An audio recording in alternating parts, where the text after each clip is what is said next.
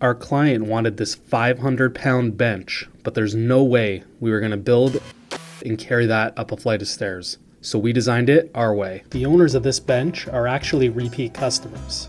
We've had the pleasure of building them a few projects. This made selecting a functional material for this build a bit of a problem.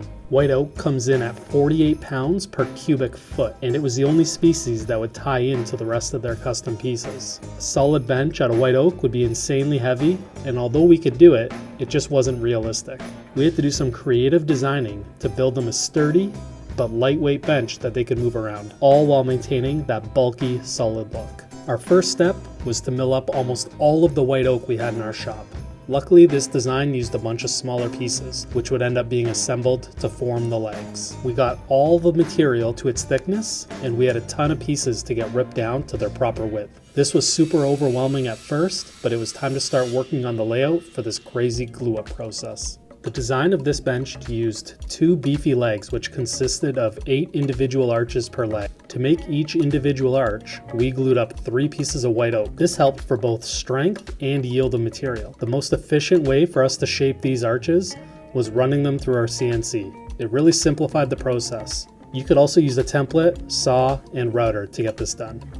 Once the CNC took care of cutting out our shape, we had to router every piece to remove the holding tabs. Our Jessam router table did a nice job of this.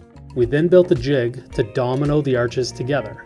If we didn't use dominoes, this glue up would be virtually impossible.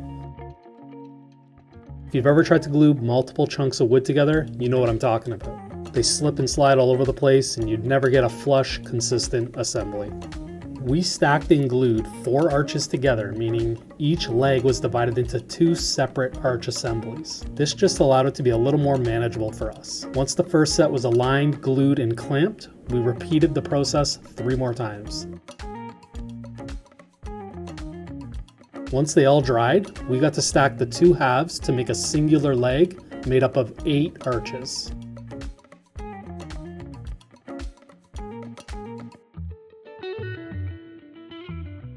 With those out of the way, we couldn't leave the ends open. I mean, it doesn't look like a solid piece of wood at all.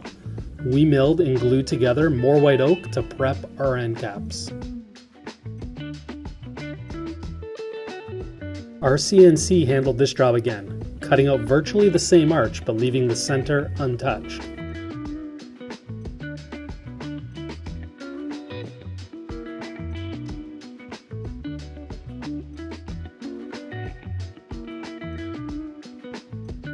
Our legs are now complete, and we have to tackle the massive bench top. We had to make sure that we could move this piece once it was done, so we opted for a hollow design. We milled and slapped together 3-dimensional pieces of solid white oak. We wanted a clean, seamless look, so we chose to assemble it using compound miters, and of course, dominoes. This was definitely a tricky process, but we used a combination of our track saw and table saw to create all the miters.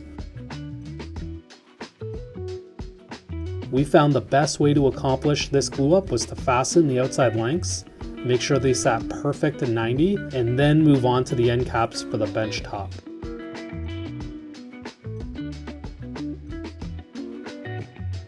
You can really see the beefy, natural solid look starting to take shape, and we're really happy with it. We used a wooden jig to drill into the tops of the legs, with the idea that we could fire some hardware through and into some threaded inserts mounted in these stringers that we installed on the underside of the bench top.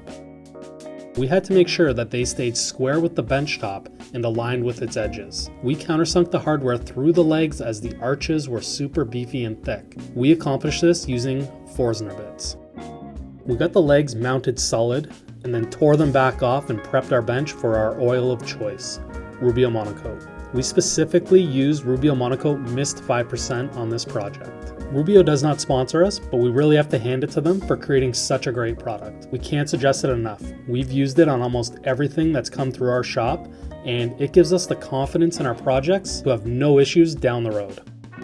The nice thing about Rubio Mist especially on white oak, is that it actually makes the wood seem unfinished and very natural, which is exactly what we were looking for this customer. Oftentimes you see finish called natural, and it actually ends up giving the white oak a darkened yellow tone, and to some people that's just not desirable. Because of our lightweight design, we were able to mount the legs again, apply some finishing touches, and get this chunky bench loaded up for delivery to its new home.